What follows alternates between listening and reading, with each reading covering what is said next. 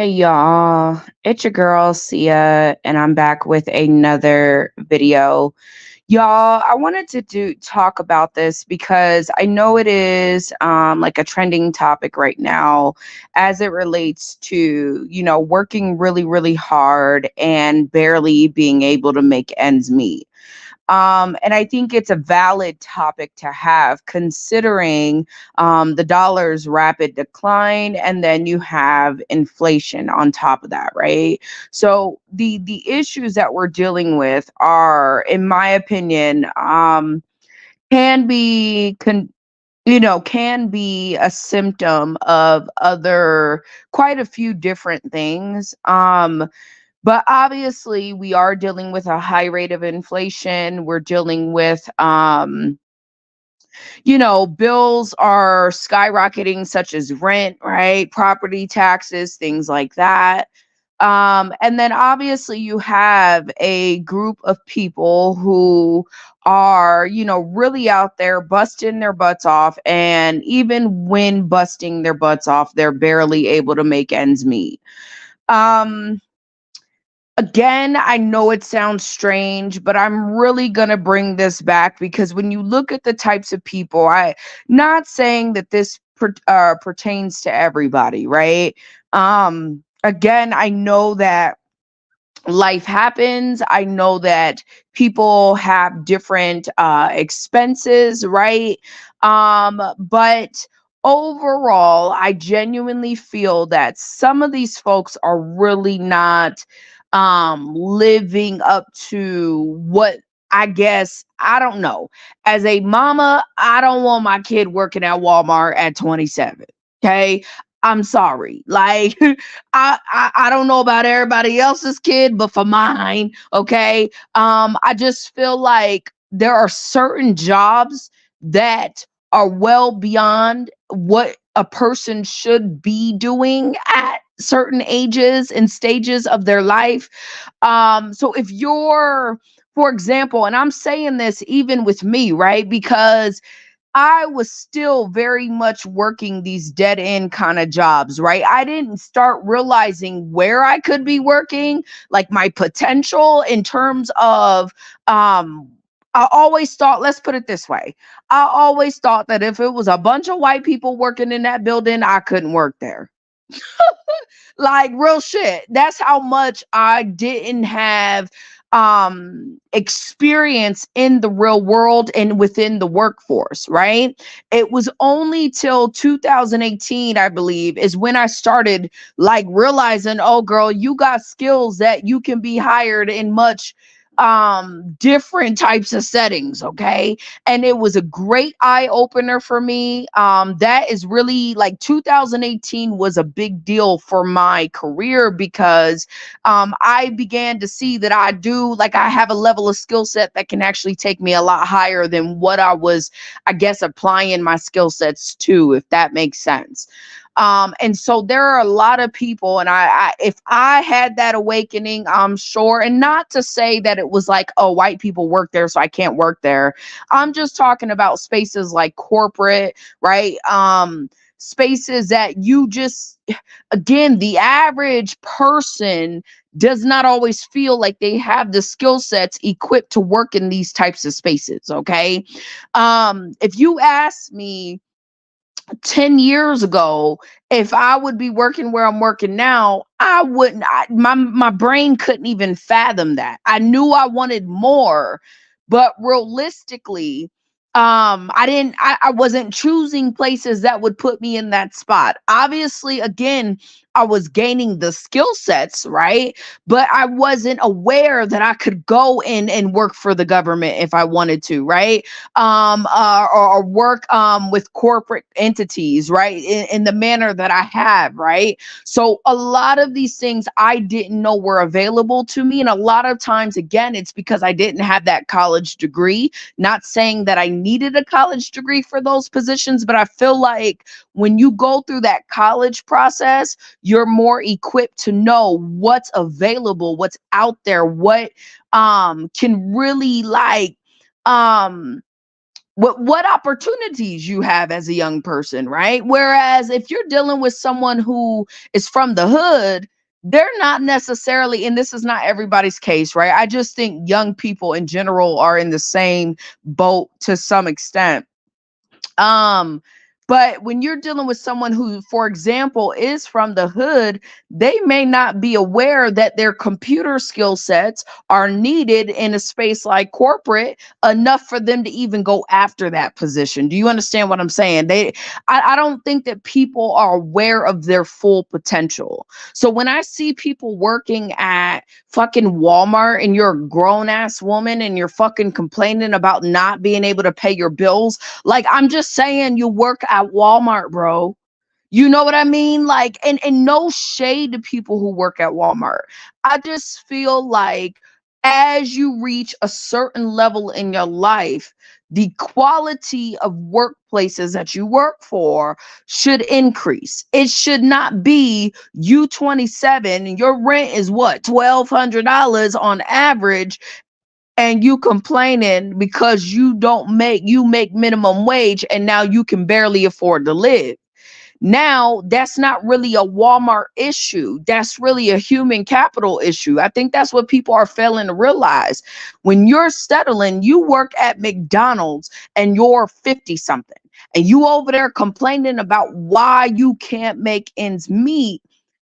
Eh, Now, I want to be very clear, right? Obviously, there is factors, and Gen X or millennial, whatever they want to call us, or people who don't want to work or whatever, because it's a big thing with Gen X and then millennials, and I don't know, okay, or Gen Z, excuse me, and millennials, right?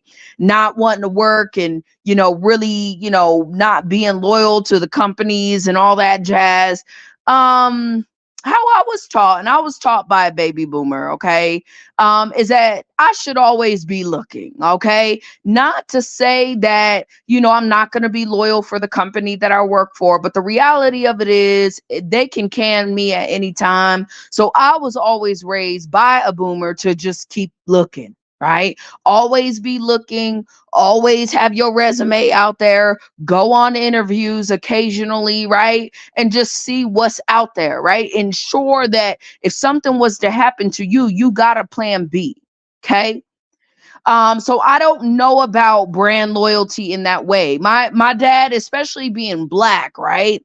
And I know for y'all eye rolling because the black in it, but it's true. We're raised a little differently with a lot of different lenses, okay? And so in my family, my dad was big on me because when I was younger, when I was like 20 something, I would get a job. Some girl would be hating on me, go run her mouth to the boss because she in his ear or sleeping with her. I don't fucking know, right? And now I'm fired, right? For stupid shit I didn't really know why. And I realized that I was going through this cycle of where I, even if I landed a job, I hated it so much at some point that I would eventually just be like, you know what, fuck this. No matter how hard I work, no matter how hard I dedicated I am to this company, I'm never going to get back what I put in. And I left, right? Up until, to be honest, what, recently, right? So that has been my pattern, but I'm trying to do it the right way. And because I have a lot more to lose, right? It's just really understanding that I have to have something in play before I be like, deuces, I'm out, right? Um, so I was never raised with with a mindset that I had to keep working for a company and being loyal to them and then maybe I'd get this raise. I was never raised like that. I just was taught you stay until you find another job, but you always keep looking, right? And I think that's fair. Okay, I think that's fair considering the nature of employers these days. Um and I would say this, right? For those of you who are, one thing that I did in my situation, okay, is because I do have a side hustle, I guess, is what you would call it. It generated quite a bit of money last year for the first year. Like, well, wasn't my first year, but I started like half the year, so I did good.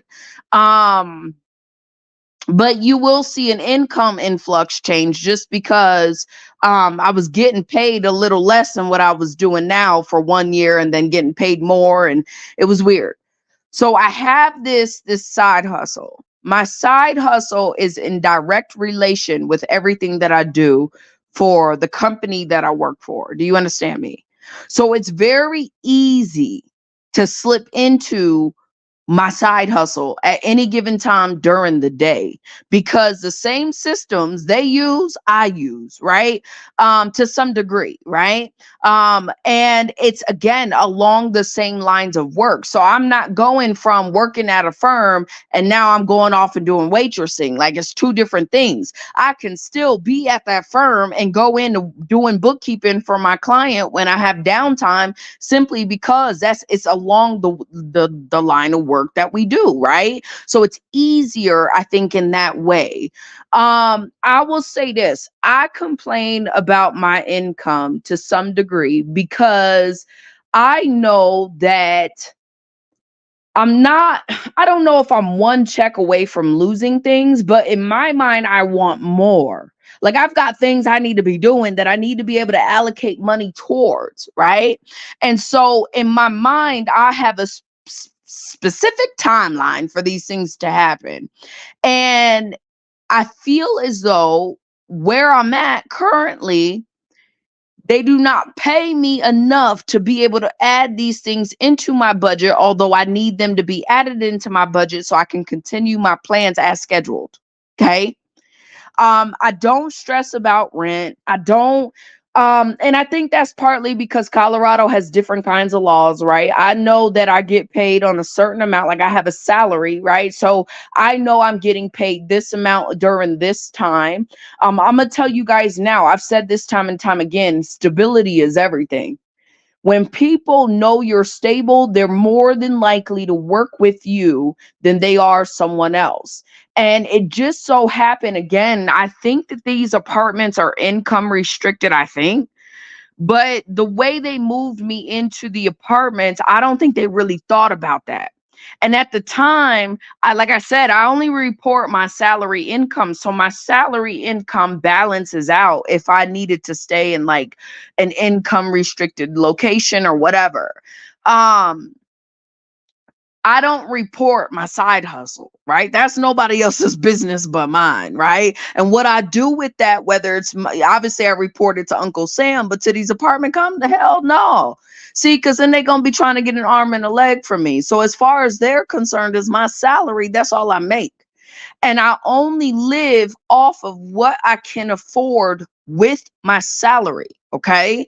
So my rent is equal to 1/3 of my income. I think it's almost more than that, to be honest with you. I think it's a little less than that, but it's 1/3 at minimum, right?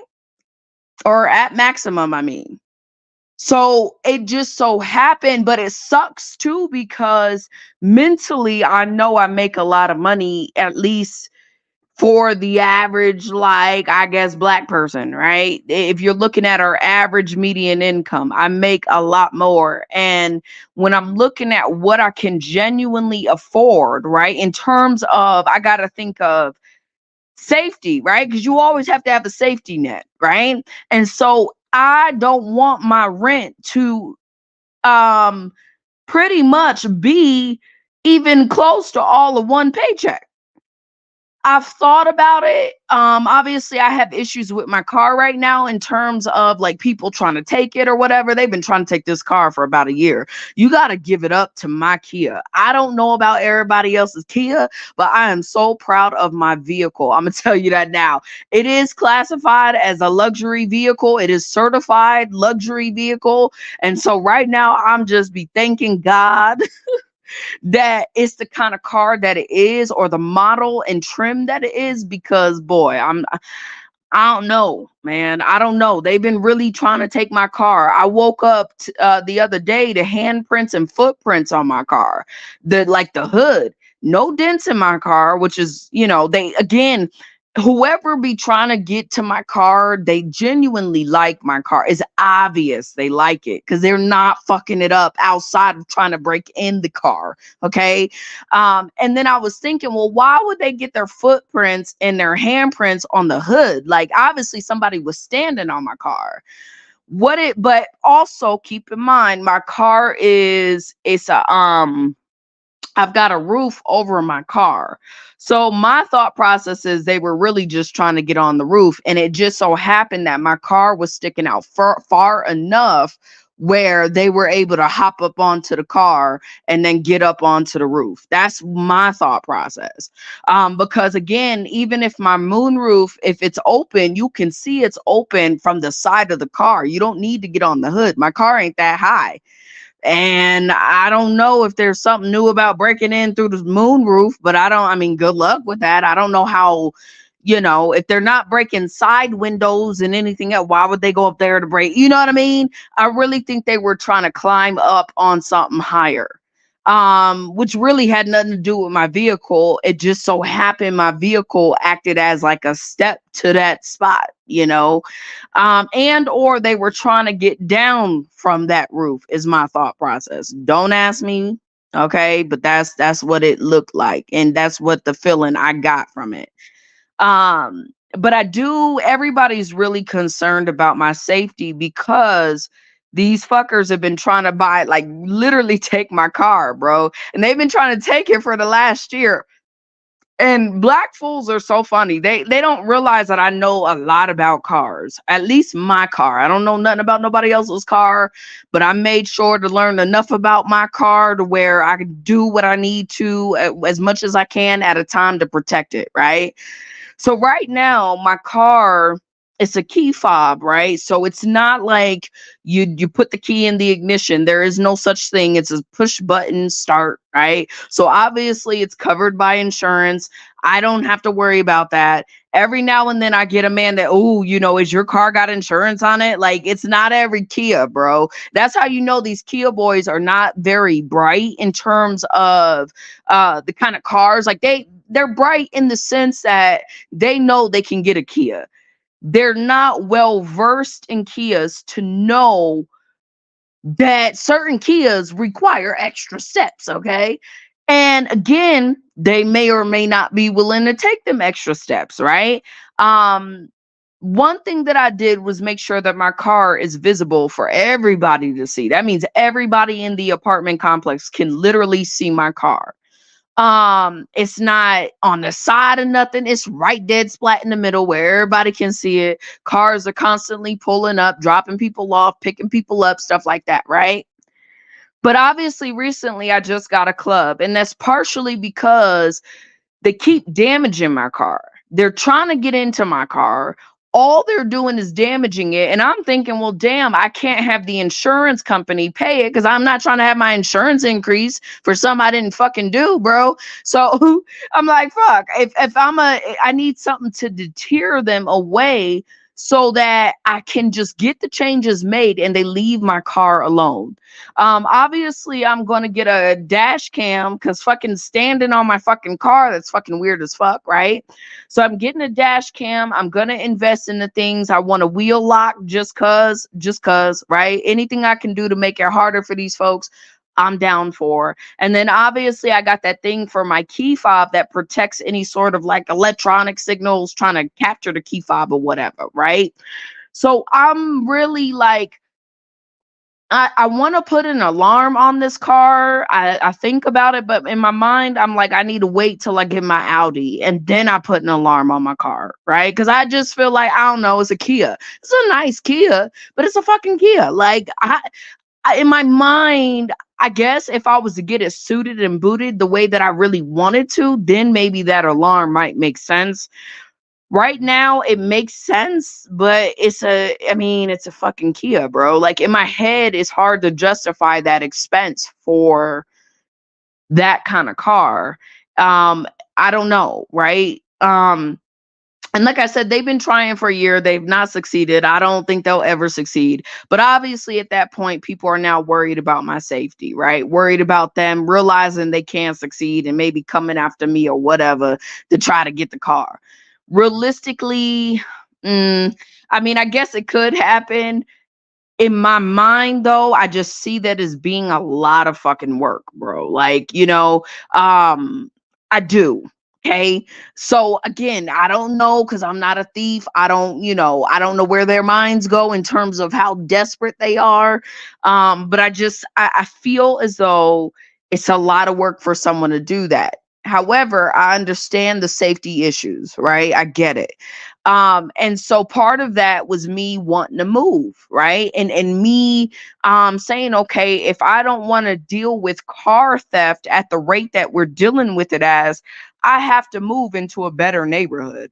So if you can imagine my mind and my thought processes right now, that's been the hardest part about a lot of this, is because I make my money, my income is high, but I live in a crappy part of town, right?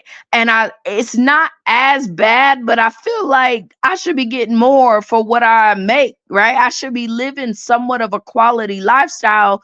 I mean, I am, but I just feel like I should be living nicer, right? And so I'm always having this battle with rent because, again, you got to make 2.5 the rent, maybe 3 times the rent, right? Okay, cool. But now when I'm really looking at it, it's like, what can you really afford? And a lot of people, I don't think they understand, because I was telling my daughter, I said, listen, I said, we could move right now. We could move right now and get everything that I want in that space. I said, but guess what? Us going out to eat whenever, shopping whenever, those trips will have to be null and void. Mommy would have to become very, very extra careful with my money, because at that point, I'm really pushing it, right? Again, I'm looking at the big picture. Okay. I think a lot of people are living above their means, meaning that if you're living in the city that I'm living in, right? Unless you got income from any other place, like I'm talking about, um, like investments, and you got rich, you're rich, or I don't fucking know, right? Obviously I'm not talking to you, but for the average everyday person, you've got to look at, if you was, for example, if you was going to go buy a home, right? How much could you realistically afford on that mortgage every fucking month? How much? Your rent should never exceed the mortgage amount that you can actually afford to pay. And even when you say you can afford it, it always seems high. So mine is about, for right now, you're looking at about 1400. Can I go higher than 1400? Yeah. But do I really want to sacrifice all the little things that I'm able to do? I don't know, because I'm a girl. Like, I like to go do things. I like to spend money. If I want to go to the mall, I want to be able to go buy exactly what I want, and I want to be able to buy within my price range that I'm normally at. I don't want to have to sacrifice my luxuries as a result of living somewhere. But then again, am I? Right? So these are questions that people really have to ask themselves. And all I'm thinking about in that dynamic is that I'm renting, I don't own, right? So if I'm renting from an apartment complex, right, I gotta look at how the apartments move. So if I'm a little late on my rent, is this person gonna accept it or not? I mean, obviously there are laws in place, but I don't want to max out I don't want to, if I have to sacrifice my luxuries, let's put it this way. I feel like I can't afford the place. Let's put it that way. Because then I'm really struggling at that point to make ends meet, right? Because now it's dipping into my full fridge, it's dipping into a lot of shit that naturally, as a human being, you start to feel like, damn, I can't go do nothing. I never have money for nothing. I got all my money's going to my bills. I don't really know that I want to live that life. I lived it before. I don't, that's a stress that I do not need. If I'm late on my rent, it's because I chose to put my money elsewhere temporarily, right? I'm just saying, I don't want to experience that. That's just me. So, with that being said, I think a lot of people live above what they can really afford, right? Obviously, in my opinion, if you're living in your car, that is by choice. I'm not saying that it's everybody, everybody had a, but there's ways to get roommates. Okay. I'm just saying there's better ways to go about saving money, stacking money. And maybe, let me be clear, if you're living in your car and you can really do it and you can really tough it out, that might be the better option, right?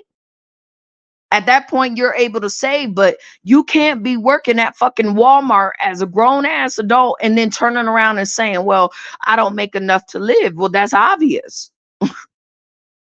I had a girl ask me, she was like, well, how do you afford to be able to do all the things that you do? And that's why I'm not willing to, like I said, I could be in a $1,700 rent right now. I could be in that level of contract.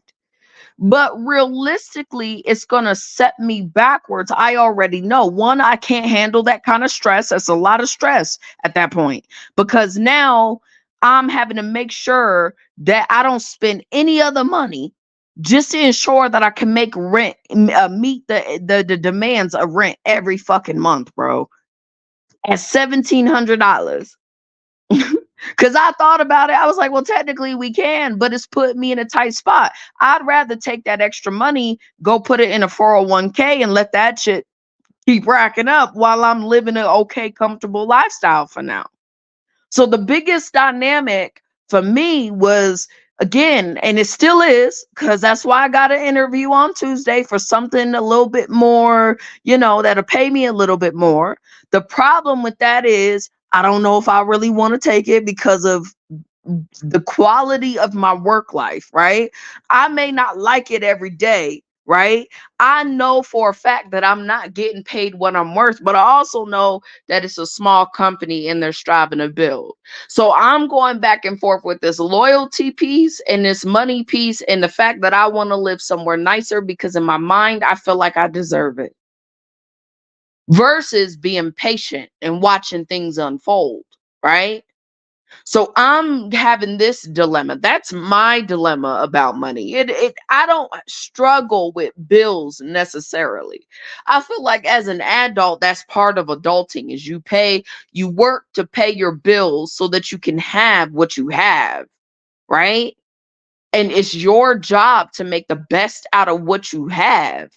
And or if you don't like it, find a way to increase your skill sets. That is the biggest thing. That's the biggest holdup with some of these people right now, is that you don't have a skill set that's really going to drive you into the workforce 10, 20 years from now. IT is going strong because that's something that's coming. We about to live in the digital. We are in the digital age. So anything computer related is naturally going to put you ahead of the pack because you know how to work a computer. As a Gen Zer, you don't know how to use a computer, that's a problem. As a millennial, you don't know how to use a computer, that's a problem. So I'm not going to pay you as much as I would pay Betty Sue, who knows how to use a computer. It's the same issues that the older folks are having because, again, in my field, you got a shit ton of older folks, right? And they don't understand how the younger folks are able to come in and get a little bit higher than them because that's because of the digital skill sets. For some of us, we understand how to tailor our path and our career towards what is really about to make money years from now. Like I tell my daughter, you ain't getting anything. You either in healthcare, you in tech, okay, or finance. That's it. That's it and that's all. And if she's in finance, she better be learning cryptocurrency, trading, all that shit. Because I can do the accounting and all that. She needs to be focused on something I can't do. And I think technology is it for her. I think that's where these little kids are tech savvy, boy. They love it. They love learning new tech. They're just good at it. So I know it's unfortunate, and a lot of you will be like, well, if it wasn't for us who worked at Walmart, y'all wouldn't have no food. Listen, Walmart's about to automate that shit. Eventually they ain't gonna have no workers. Y'all do know that, right? There are certain places that are prepared to get rid of the workforce by 2030. I need y'all to understand that. So if you're not moving with all of this taken into account, you're going to be behind every step of the way. It's just like I tell y'all my journey. COVID hit, right? Instantly, because you can kind of see where things are going. It told me during COVID, girl, ain't nobody working. You're able to work from home. Now is the time to start building your skill sets. Even if you build them enough just to get your foot in the door, the rest will come. Do you understand me? But it's a lot of people who don't want to do the work to apply themselves so that they can begin to pay for the things that they say they want.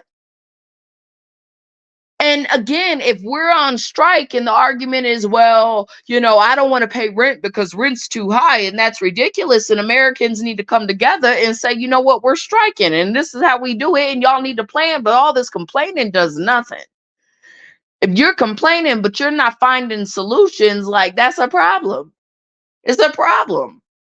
And the biggest solution y'all have right now is technology. That's what people are not getting. You better learn how to use that phone. You better know how to make that phone work for you. Let me tell y'all something. I was in a situation a few years back, right? And the police had got called, and obviously I was upset. But one of the biggest things I told the police officer is the individual, because they didn't have emotional intelligence, they felt the need to not just scream at me as I was driving. I mean, screaming at me, right? To the point where I pulled over. Other people heard it, whatever. We're calling cops for me. That's just how God works in my favor. And then the person took my phones. I started recording them. I'm like, bitch, I'm gonna start recording you, right? To protect myself. Hell yeah. So they take my phone and they throw it out the window somewhere. Do you know that they were charged specifically for doing that? And the reason being is because my phone is my lifeline, meaning that all of my business is in my phone, my money, my way of life. And at that time, I was a clean house cleaner. All of my money is in my phone. So if you threw out my phone, you just destroyed its business property. Even if it ain't business, a business phone, that's my livelihood. That's my income. That's how I feed myself. You understand me? So when I explained that to the cops, I was upset, obviously. But when I explained that to the cops, oh, them cops went on a hunt. It was like midnight or something. They all brought out their flashlights. It was quite a few of them looking for my goddamn phone, and they found it. Thank God. But they ended up charging the individual for it. There's something with the phone, because it's considered like business or something. They were charged with the phone, specifically with that action of throwing that phone. And now they had to go look for it and shit. There's an actual charge here for something like that. So I'm saying all that to say, y'all have to understand that everything is moving towards tech, tech, tech, tech. Healthcare will always be there because you need your nurses and your doctors, and finance will always be here too. But technology is the way. So if y'all are over here talking about, well, I can't make ends meet. Man, if you get fired from that job or you quit that job, you have some downtime. Maybe that's the time you need to go get certifications. You should have been doing it during COVID, right? That is really the time where everybody shifted careers because of the type of economic situations we were dealing with. You had more business owners that started a business and flourished as a result of in those times. So how is it that some people are able to do and other people are unable to do? I don't know if that's a system thing as much as how much are you applying yourself? How much are you? Because if you're making $30,000 a year, you're not going to make it in this economy. Like that you might do so by way of government assistance. But outside of that, you're not, like, that's laughable. I would never take a job that offered me that right now, unless I absolutely had to. So some of y'all, I don't know. I know inflation is high, right? But you're talking to somebody who pays, like I say, I pay for my everything. So, and I still have money left over to do what I want to some degree, right? To some degree, not as much as I would like, because there's other things I'm striving to do that cost money, right? but I am still able to live a comfortable lifestyle. And again, I just think it has everything to do with your profession. That's number one. Understanding that we're moving into a different time. So everybody should be, if you're complaining about money and you're grown and you working at Walmart, you need to be shifting into healthcare tech, right? You need to find a way to shift over into a new career path. That's number one, because Walmart ain't it, right? You can't be, I've said this time and time again, 40 years old working at the mall. Like, you're going to get what you get because what you're telling yourself and you're telling the world is you're not really worth much more than that. See, when I was growing up, my parents were military. Like, they had real jobs, they had real careers. So I could never, unless I fell on bad times and I absolutely needed a job, there's no fucking way you'd see me working at the mall. Unless it's my store and I'm selling something.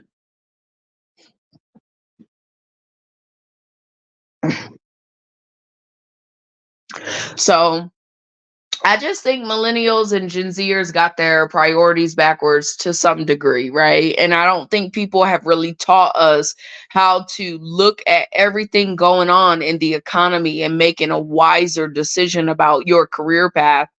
I mean, I was modeling. It's amazing how many people are like, "Well, how come you don't model?" And in my mind, I'm like, one, I'm not in a state where it's a lot of haters. They, first of all, they would much rather use some ugly ass chick, because some of these chicks are not cute in this state. Like, in terms of modeling, right?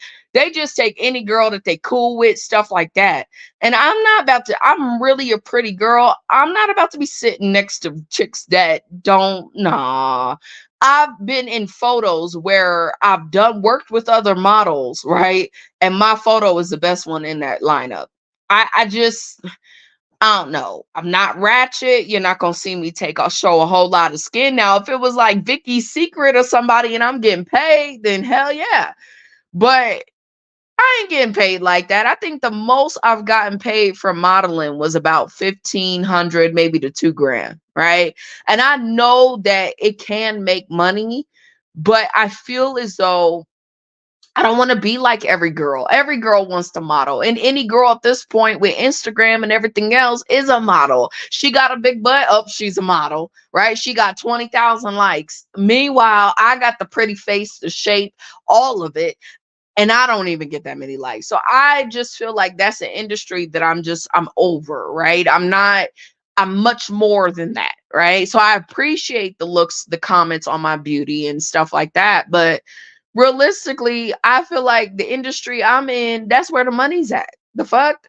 Like, like, okay, like, folks be saying, why don't you model? Because I can make the same amount of money doing what I'm doing versus modeling, and be pretty and hot doing it. Why not? You know? Um, so I don't know. I don't think people in my field always understand how far they can take their career, but I know it can be big. Okay. So I'm not saying that, the argument Gen Z has, well, you work hard, and you work hard and you get absolutely nothing in return. I will say this. I believe the people who work harder don't get much back in return. It's obvious. If I got you to work hard and I'm paying you the amount of money that I'm paying you, you seem to be okay with that. So I wouldn't feel obligated to pay you more. It's the same concept of, well, when you're a girlfriend, you don't do wifely things, right? But at the same time, good work ethic is embedded in a lot of us, right? So I get that part too. I would say this. I feel like if you feel like you're not making the right appropriate amount of money that you should be making, obviously it's your career, changing career paths. That's the biggest thing, because some of y'all ain't even got a career, and that's why you're complaining, because you're not being treated like a grown ass person, but a fucking child who comes in to clock in and clock out, right? Because those jobs are meant for teenagers, children, young people coming into the workplace. It's not meant to be lived off of as a 34, or 27-year-old woman. Like that's where people have to start drawing the lines for themselves. And if you went to school with a degree and you can no longer use that degree, I mean, you're going to have to suck it up and pivot. It is what it is. I'm not going to school for a degree that I cannot use and or benefit from tremendously, right? It just is what it is. If I'm going to send my kid to school, she's going for coding, right? She's going for tech, period. It ain't no questions. And she does not get to pick that because of the times we're in. No, she does not. And we've had this conversation. Girl, you about to make money. You got them 3 options and that's it. You're not going out of them 3. Nope. Because in 2030, a lot of that other shit won't even matter. Now, I'm raising a young Black girl, so I'm like, girl, you finna be surviving. You gonna be doing better than you gonna find a way. We gonna find a way. Shoot. So the career path is key, right? Being able to part ways with your job if necessary, right? I'm big on stability. Like I say, stability from all aspects of your life, from your phone number down to your bank and the bank you use, down to the roof over your head, right? Down to the job you have, right? Because again, for someone who has a salary, it behooves you to stay with that job that's going to give you them benefits and that salary versus going to an hourly job, right? There's certain things that, like I say, the benefits don't always show up in money. Sometimes it shows up in respect. Sometimes it shows up in grace, right? That's what y'all have to understand. When you're bouncing from home to home, you're living at your car, not saying that you can't do it, right? Again, there's tons of people who are doing it in their car, but I also feel like some of these people have a much different background than the average everyday person, right? And obviously, if I had to, let's say I lost everything today and all I had was my job, you damn right I'm sleeping in my car. I've always said if it ever came down to my rent or my car, I'm paying my car note, period. Because, and it has came down to that, but I don't be worried about my car note. Like I got it, but I always see it as if I'm ever homeless, at least I got a car, at least I got a roof over my head, stuff like that. Okay. So I get it.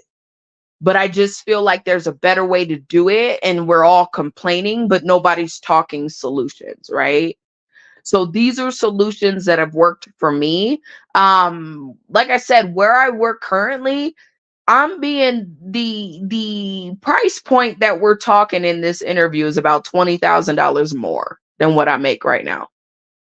So I know that my skill set is valuable, but I also recognize I don't utilize all my skill sets for this company.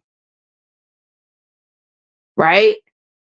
So I get it. Like I said, I understand both sides. I'm not paying you as 47. I'm not paying you anything more than minimum wage, working at Walmart. As your manager, I wouldn't even understand the logic behind that. Just like it's very hard with the firm that I work with, why some of those guys work where they work, because it's like, dude, you have such a wealth of knowledge. You could be running your own shit, right? So there's all these things that take a part in and play into our ability to sustain our lifestyle. Are things going to be more expensive over the course of time? Of course. That TV show Squid Games was no joke. Like that's why like people don't understand when the dollar declines and everything moves over to Bitcoin and cryptocurrency and stuff like that, which it is coming. You're going to see money look a hell of a lot different than it looks now. You're going to see inflation much higher than it is now. And you got to be thinking in your mind, well, what can I do to get ahead of the curve? And even if you don't get ahead, it's a good goal to have so you get close to it. And part of that is gaining a skill set, increasing your human capital. Because right now, the shit that you're not willing to do, all these folks from coming from all these other countries are finna do. right? And they're very good at pulling themselves up by their bootstraps. Okay, they are. So what happens when they start taking these higher positions that the average American no longer can get? So now you're completely not priced out of, but kind of blocked out of, having a higher paying job, right? Having those benefits that come with that job, right? Um, Part of the thing that I have to look at is I got full benefits, man. I don't have to worry about nothing, you know. But I look at my life and I'm like, bro, I got this student. I got my classes to start taking back up. I got a lot of things that I'm trying to do, man. My job does not sustain it all, but it can. We'll see what happens, right? Because my boss supposedly believes in loyalty, and the way the company is ran, I'll tell you now, he probably really does. So that's all I gotta say in the matter. I'll probably do some follow-up videos on this from different aspects, but that is really my point of view in terms of nobody's talking about that. We're complaining, we're talking about people moving in with their parents. The struggle is for real. I know because I've been through it, I've been going through it for quite some time. However, there are solutions to the problem, and what worked for me will work for you if you apply yourself. You just got to understand that the time, the window, right, for you to get your education and pivot your career and all this is coming to a close. A lot of people are not understanding this, right? Certain changes you need to be making, you should have already made. Now you're stuck in this rat race because you didn't pay attention in 2020, which was 2020 for what vision, 2020 vision, where you can see everything clearly and perfectly, right? That was the year to do all of this shit. Now everybody's back at work. You're complaining about the quality of your life, but you barely have time to switch and pivot. So I'm just throwing that out there. I'm not saying that's the end all be all, because I still feel inflation, right? But I also still get to go out to eat. I still get to shop. I still got luxury makeup, right? I don't buy really luxury clothes, but makeup, yes, it's going on my face, right? I still get to buy the piece of jewelry that I want, not from Rainbow, but from like the jewelry store, the real jewelry store, right? I'm still able to give my kiddo a great Christmas. Like, I'm able to pay my bills, have a tank full of gas. Like, the stuff that you be thinking that people don't have because of the economy, people are living okay out here. But it's because of our choices, right? And that's something I got to remember. Every time I'm complaining about where I'm at, what I'm trying to do, I also got to look at all those who are struggling. It could be worse, right? So that's all I got to say, y'all. Let me know what y'all think down in the comments below. And again, I know the complaints. I hear the complaints. I get the complaints. I live the life of those complaints. But my mindset is no longer in that space of how come I can't. Because now anything I want, I get. Do you see me? So it may not be this job that I interview for. Maybe it's another job that I interview for. But to be able to see and compare what I'm making now versus what I should actually be making, which makes more sense. It's cool to see because I'm always looking. I'm always looking to pivot if I have to. And I have a career that allows me to pivot. All of my skill sets are under one umbrella, right? Accountants, we do tax, we do accounting, right?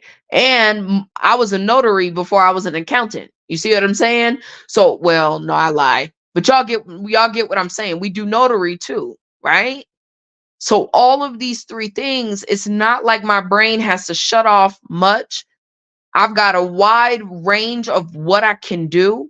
So if I only do tax with one company, I can go to another company and do bookkeeping, right? Just saying. So that's all I got to say on the matter, y'all. Let me know what y'all think down in the comments below. With that being said, I'm out. Peace.